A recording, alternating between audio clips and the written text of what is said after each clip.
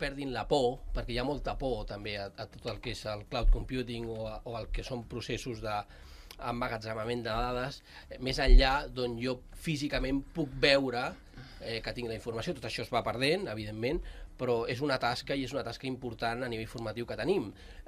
Si em permets, des del punt de vista ja d'educació 21è i del sector de l'educació, en definitiva, com a sector rellevant amb la nostra societat, el punt de vista que té IBM com a companyia diguéssim, de la recepció d'aquest sector en quant als canvis o a les noves plataformes cloud computing o a l'ús de l'emmagatzematge, diguéssim, d'informació als CPDs a aquest nivell, percebeu que realment és un punt de vista acollidor? És a dir, estem parlant de que s'interpreta de manera ràpida i àgil per part de la societat? Per nosaltres és absolutament crític. Estem en un món global, un món on el coneixement no resideix en una àrea concreta, sinó que el benefici, nosaltres mateixos, quan creiem i innovem, busquem el coneixement a qualsevol part de la companyia, a qualsevol part del món.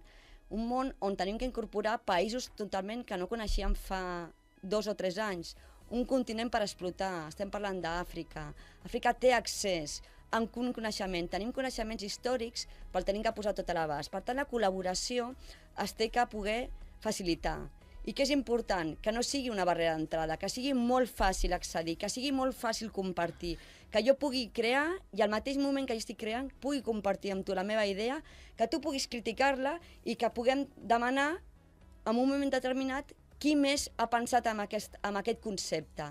Per tant, al món educatiu, posar aquesta creativitat que tota la futura generació que està ara educant-se a les escoles, a les universitats, a les escoles de negoci, posar-la en un entorn global i fer poder treure les barreres d'entrada de gent que està en altres situacions, en altres continents i que tenen aquesta creativitat, jo crec que és absolutament, marca un paradigma que no l'hem tingut fins ara en el món d'educació. Per tant, des d'IBM el que nosaltres apostem és, com tu has dit, una de les apostes nostres de cloud, a part de que tenim que tenir unes infraestructures que siguin sòlides, que puguin escalar, que no perdis les dades, que quan jo hagi guardat el meu fitxer o hagi posat la meva foto comentada...